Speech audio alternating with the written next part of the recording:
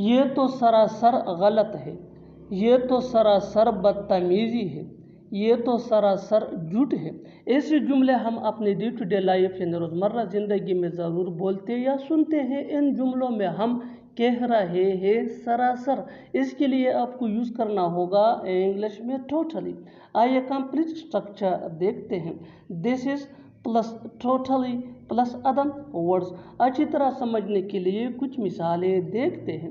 یہ تو سراسر غلط ہے، this is totally unfair, this is totally unfair. یہ تو سراسر بدتمیزی ہے، یہ تو سراسر بدتمیزی ہے، this is totally امپولائٹنس، this is totally امپولائٹنس۔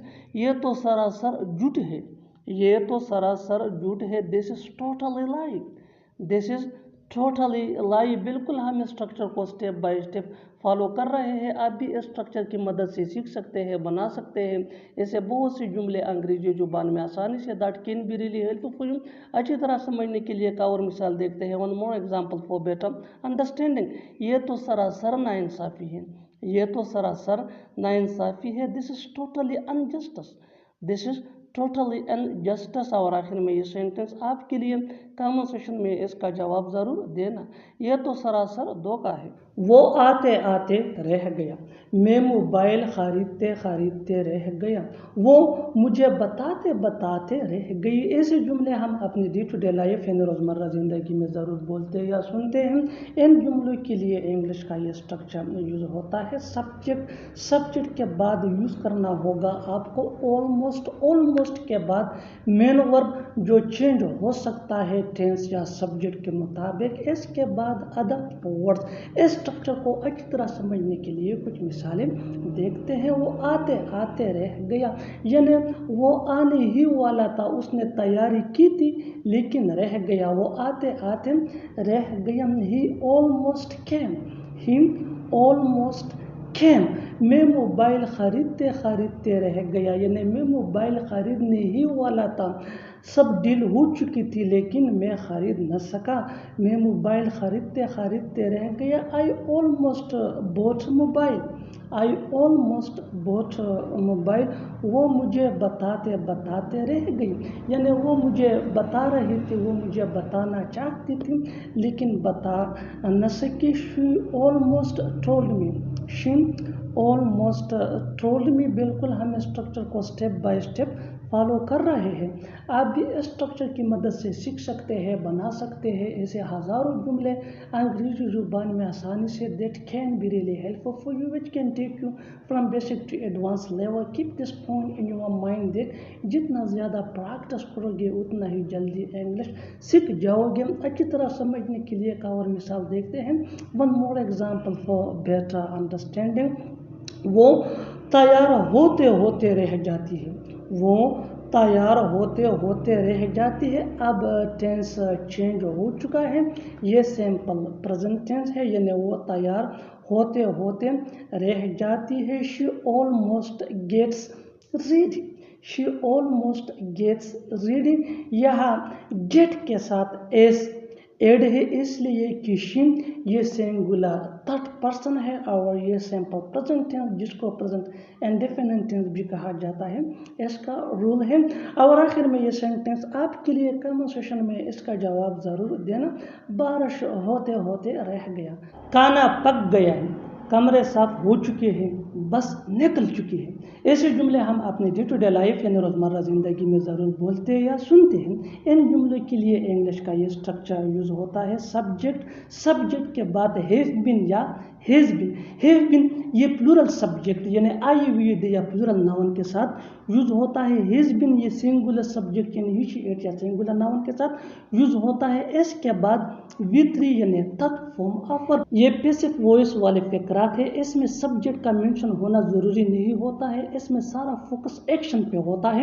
اچھی طرح سمجھنے کے لیے کچھ مثالیں دیکھتے ہیں۔ کھانا پک گیا ہے، یعنی کھانا پک گیا ہے، کس نے پکایا ہے، سبجیکٹ کا مینشن ہونا ضروری نہیں ہے، سارا فوکس ایکشن پہ ہے۔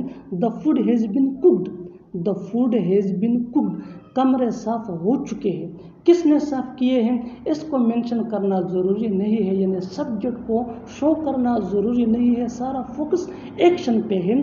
The rooms have been cleaned, the rooms have been cleaned, bus निकल चुकी है। The bus has been left, the bus has been left. बिल्कुल हम स्ट्रक्चर को स्टेप बाय स्टेप फॉलो कर रहे हैं। आप भी स्ट्रक्चर की मदद से सीख सकते हैं, बना सकते हैं ऐसे बहुत से जुमले अंग्रेजी जुबान में आसानी से। That can be really helpful for you, it can take you from basic to advance level. Keep this point in your mind that जितना ज़्यादा प्रैक्टिस करोगे उतना ही जल्दी इंग्लिश सीख जाओगे। अच्छी तरह समझने के लिए एक और मिसाल देखते हैं। One more example for better understanding. कपड़े दल गए, कपड़े दल गए हैं। Clothes have been washed, clothes have been washed. और आखिर में ये सेंटेंस आपके लिए कमेंट सेक्शन में इसका जवाब ज़रूर देना, मगर इसको टिक कर दिया गया है। देखते ही देखते वो भाग गया, देखते ही देखते सब कुछ बर्बाद हो गया, देखते ही देखते उसने काम कर दिया। ऐसे जुमले हम अपनी डे टू डे लाइफ यानी रोज़मर्रा ज़िंदगी में ज़रूर बोलते हैं या सुनते हैं। इन जुमलों में हम कह रहे हैं देखते ही देखते, इसके लिए आपको यूज़ करना होगा इंग्लिश में इन नो टाइम। आइए कंप्लीट स्ट्रक्चर समझते हैं। Sentence plus in no time. Sentence ये टेंस या सिचुएशन के हिसाब से चेंज होता रहेगा। इन नो टाइम ये वही का वही रहेगा, विच मीन देखते ही देखते। अच्छी तरह समझने के लिए कुछ मिसालें देखते हैं। देखते ही देखते वो भाग गया, he run away in no time, he run away in no time. He run away ये सिचुएशन के हिसाब से सेंटेंस है, विच मीन वो भाग गया। इन नो टाइम ये हमारा स्ट्रक्चर फार्मूला है, विच मीन देखते ही देखते। देखते ही देखते सब कुछ बर्बाद हो गया। Everything was ruined in no time, everything was ruined in no time. देखते ही देखते उसने काम कर दिया। He did work in no time, he did work in no time. बिल्कुल हम स्ट्रक्चर को स्टेप बाय स्टेप फॉलो कर रहे हैं। आप भी स्ट्रक्चर की मदद से सीख सकते हैं, बना सकते हैं ऐसे बहुत से जुमले अंग्रेजी जुबान में आसानी से। That can be really helpful for you. अच्छी तरह समझने के लिए एक और मिसाल देखते हैं। One more example for better understanding. देखते ही देखते वो सो गया, देखते ही देखते वो सो गया। He slept in no time, he slept in no time. और आखिर में ये सेंटेंस आपके लिए कमेंट सेक्शन में इसका जवाब जरूर देना। देखते ही देखते हम पहुंच गए। काश मैंने कल रात इतना ज़्यादा न खाया होता, काश तुम पार्टी में शिरकत करते, काश वो इतना जल्दी न होता। इस लेसन के अंदर आप सीखने जा रहे हैं कि कैसे ऐसे फिक्रे अंग्रेजी जुबान में बोले जाते हैं। अगर देखा जाए तो इन जुमलों में हम कह रहे हैं काश, इसके लिए आपको यूज़ करना होगा इंग्लिश में I wish. I wish mean काश। आइए कंप्लीट स्ट्रक्चर समझते हैं। आई wish that plus subject, subject के बाद आ जाया करेगा हेड या कुड हैव या वुड हैव। इसके बाद हमें यूज़ करना है वी3 यानी थर्ड फॉर्म ऑफ वर्ब, जिसको पास्ट पार्टिसिपल फॉर्म भी कहा जाता है। वी3 के बाद हमें लगाना है अदर वर्ड्स। इस स्ट्रक्चर को अच्छी तरह समझने के लिए कुछ मिसालें देखते हैं। काश मैंने कल रात इतना ज़्यादा न खाया होता। I wish that I had not eaten so much last night, I wish that I had not eaten so much last night. काश तुम पार्टी में शिरकत करते, I wish that you had attended the party, I wish that you had attended the party. काश वो इतना जल्दी न होता। I wish that he had not so stubborn, I wish that he had not so stubborn. काश मैं तुमसे पहले मिला होता। I wish that I had met you sooner, I wish that I had met you sooner. One more example for better understanding. काश मैंने वो mobile खरीदी होती। I wish that I had bought that mobile, I wish that I had bought that mobile. One more example for better understanding. काश मैं तुम्हारी मोहब्बत को समझा होता। I wish that I had understood your love, I wish that I had understood your love. काश मैं आपके साथ शामिल हो सकता।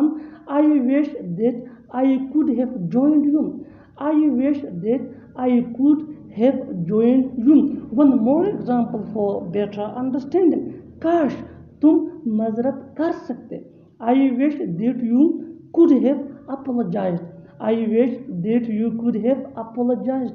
One more example for better understanding. काश मैं तुम्हें माफ कर देता. I wish that I would have forgiven you. I wish that I would have forgiven you. One more example for better understanding. काश हम ज़्यादा बातचीत करते. काश हम ज़्यादा बातचीत करते. I wish that we would have talked more. I wish that we would have talked more.